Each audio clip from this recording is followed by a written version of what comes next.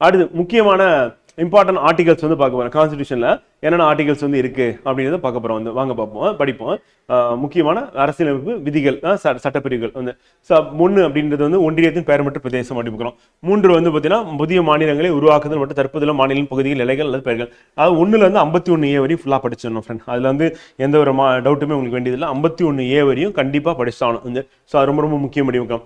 அடுத்து 72 வந்து குடியரசு மன்னிப்பு அதிகாரம் வந்து ஒரு உச்சநீதிமன்றத்தால வந்து தூக்கு தண்டனை கொடுத்துட்டாங்க, ஹைகோர்ட்ல தூக்கு தண்டனை கொடுத்துருக்காங்க அப்படின்னா ஸோ அந்த தூக்கு தண்டனை கைதி வந்து பார்த்தீங்கன்னா யார்கிட்ட போகலாம் அப்படின்னா பிரசிடென்ட் கிட்ட போயிட்டு என்ன பண்ணலாம், கருணை அடிப்படையில் வந்து பார்த்தீங்கன்னா ரத்து செய்யணும்னு கேட்கலாம். அப்போ மன்னிப்பு வழங்குற அதிகாரம் யாருக்கு இருக்குன்னா பிரசிடென்ட்டுக்கு இருக்கு.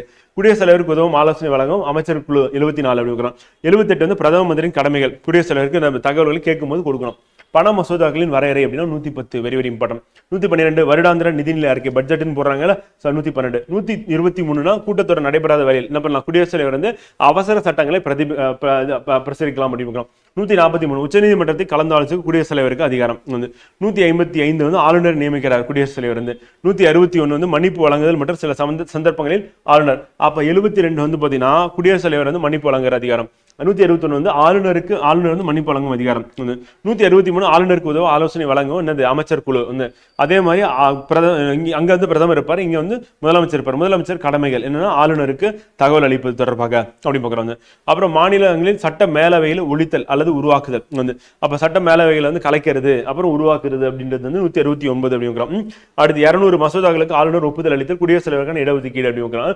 அப்போ குடியரசுத் தலைவருக்கு வந்து என்ன பண்றா, அவருக்காக என்ன ஒதுக்கீடு பண்ணி அனுப்புற ஆளுநர் அப்படி மசோதாவுக்கு ஒப்புதல் கொடுக்கலாம், இல்லை குடியரசுத் தலைவருக்கு அனுப்பி வைக்கலாம். வந்து கூட்டத்தொடர் நடைபெறாத பொழுது எப்படி வந்து குடியரசுத் தலைவர் வந்து பாத்தீங்கன்னா அவசர சட்டம் கொண்டு வராரோ அதே மாதிரி வந்து ஆளுநர் அவசர சட்டம் கொண்டு வருவாரு.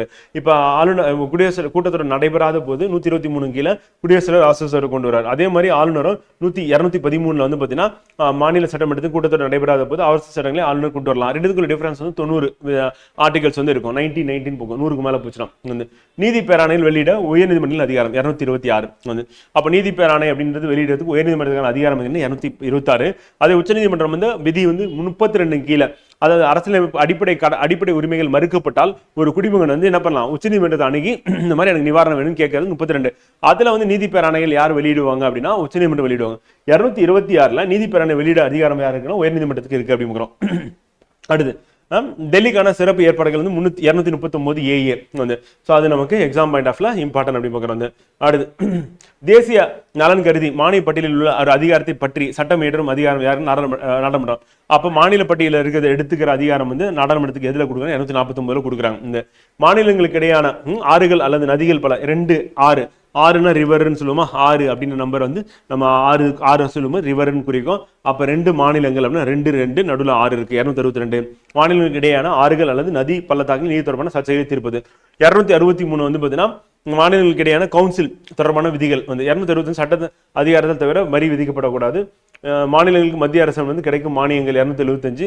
நிதி ஆணையம் வெரி வெரி இம்பார்ட்டன்ட். 262 அப்புறம் 280 தான் வந்து. நிதி ஆணையம் வந்து 280 கேட்பாங்க கொஸ்டினா. 300 ஏ அப்படின்னு சொத்து உரிமை அப்படின்னு நம்ம அடிப்படை உரிமையில இருந்து மாத்திட்டு சட்டப்பூர்வ உரிமையா மாத்திட்டாங்க அப்படின்னு நம்ம பார்த்தோம்ல. ஸோ அதை 300 ஏ அப்படின்னு பார்க்குறோம் வந்து. அடுத்து வந்து பாத்தீங்கன்னா 312 அகில இந்திய பணிகள் அல்லது சேவைகள் வந்து.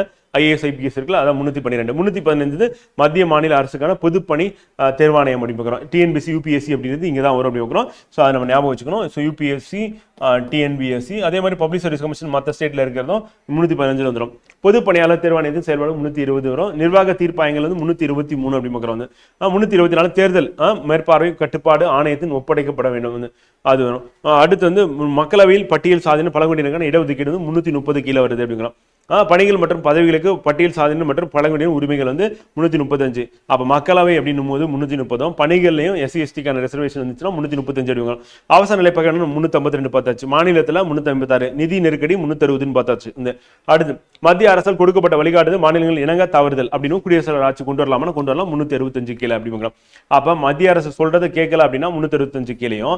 அதே மாதிரி வந்து பாத்தீங்கன்னா இப்ப எந்த மாநிலத்திலும் அரசியல் சாசன அமைப்பு முறை பால்படுத்தப்பட்டால் வந்து அப்ப அரசியலமைப்பு படி செயல்படலை அப்படின்னா அப்பயும் வந்து கொண்டு வரலாம். மத்திய அரசு சொல்ற பேச்சு கேட்கல அப்படின்னா 365, அரசியலமைப்பு கண்ட்ரோல்ல இல்ல, சட்ட ஒழுங்கு கண்ட்ரோல்ல இல்ல அப்படின்னா 356 வந்து. அடுத்து 368 அரசியலமைப்பு அதற்கான நடைமுறை திருத்துவதற்கு பாராளுமன்றம். அப்ப திருத்தம் கொண்டு வரது பாராளுமன்றத்துக்கான அதிகாரம் 368 அப்படி பார்க்கிறோம். 370 ஜம்மு காஷ்மீர் வந்து மாநில தொடர்பான தற்கால விதிகள் இருந்து அதை வந்து நீக்கிட்டாங்க அப்படி பார்க்கிறோம். இப்ப அபாலிஷ் பண்ணிட்டாங்க அப்படி பார்க்கிறோம்.